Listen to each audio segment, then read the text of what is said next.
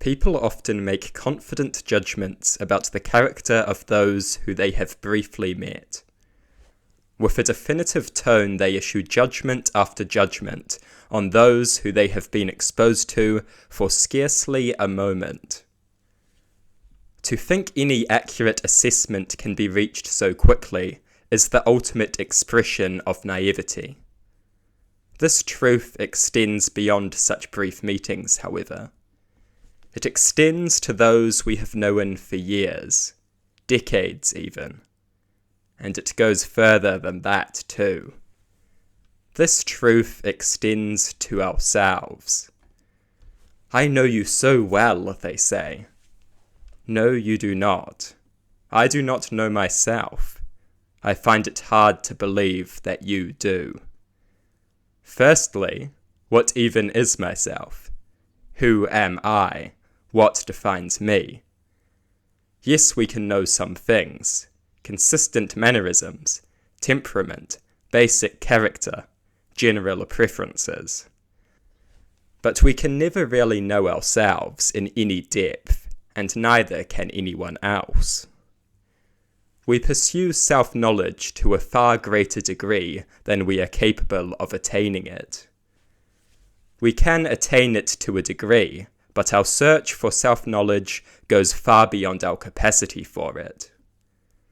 When our capacity for self-knowledge is exhausted, we stop finding labels that describe us and start finding labels that we can describe. We think we know ourselves. In truth, we merely know the social roles that we have taken on in an attempt at finding self-knowledge. In an attempt at filling in the empty, unknowable void that is us, we embrace countless social roles and labels for the sake of the comfort derived from feeling as if we know ourselves. In truth, the only thing we know is the traits of the character that we are going to play. We are so desperate to know ourselves, but we never can. So we embrace something that is not us. We act out the character, and it fills in the empty void just a little bit. That empty void left by that insatiable desire for inaccessible knowledge. You do not know yourself. You know the labels that you conform to. You know the character that you play. But you do not know yourself. What do you know about yourself that can be separated from general labels and social roles? Social roles which you describe to a far greater degree than they describe you. The labels you live beneath do not describe you. You describe them. You live them out all day, every day. Not because they are you, but because you are them. The being who enslaves himself to a social role and calls it self-knowledge. The creature who desperately conforms with a label and deludes himself into thinking he understands who he is. The only thing he understands is what is expected of the character that he is playing. We cannot know ourselves. We pursue self-knowledge through a collection of labels and social roles. Labels and social roles that describe us far less than we describe them. Labels and social roles which we feel a need to conform to, which we alter our actions specifically to conform to, which are inseparable from our very perception of self. Labels and social roles which dictated our being from the very beginning, became self-fulfilling prophecies. Forces that exaggerated any existing trait to the point that it was unrecognizable. A moment becomes a reputation, and conformity to that reputation becomes a life. Freedom is not to be found in the chains of the label or the shackles of the social role. Playing a character is not knowing oneself. It is the furthest possible thing from knowing oneself. We have an insatiable desire to know ourselves, to understand ourselves. Sometimes the closest that we can get to satisfying that desire is accepting that we will never know ourselves. When we seek to find ourselves in labels, we enslave ourselves to them. Often the closest thing to self-knowledge that we can attain is acceptance of our lack of self-knowledge. I am sure you are certain that all of your labels fit you perfectly.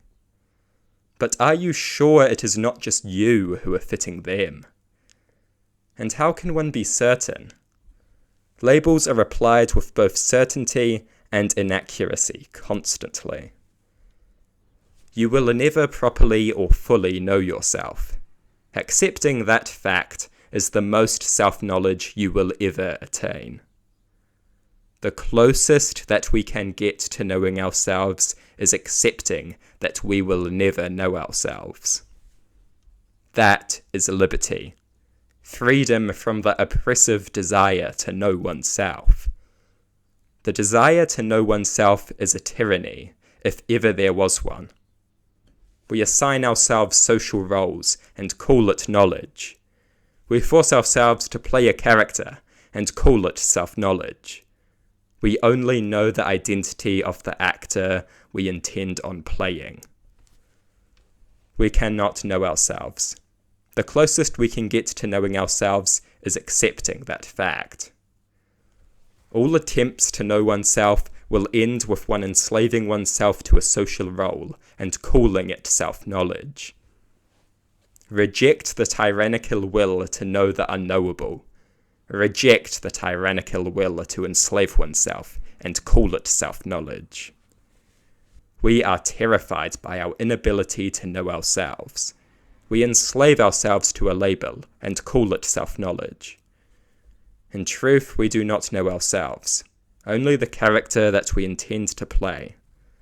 The closest thing that we can get to knowing ourselves is accepting that we cannot know ourselves. Freedom is found beyond labels and social roles. Freedom is found when one accepts their ignorance and embraces it. This does not apply to everything, but it very often applies to one's knowledge of self. So many people have enslaved themselves under the pretense of knowing themselves.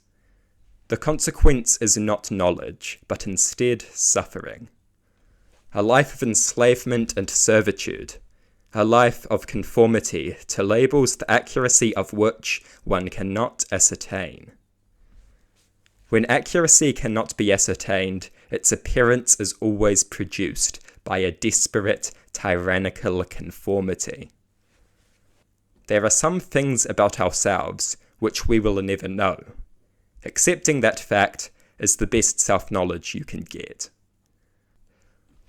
What I have said here should not be applied too broadly, but sometimes it should be applied, and it should be applied mercilessly. The acceptance of inescapable ignorance is always superior to a slavish life of desperate conformity to a label in pursuit of unattainable self-knowledge. Excuse my ramblings. They are broader and more repetitive than they probably should be. I hope that you can apply them. I hope that they are of some value to you. I hope that at the least you found them interesting, and at best, perhaps they can make you a little more free.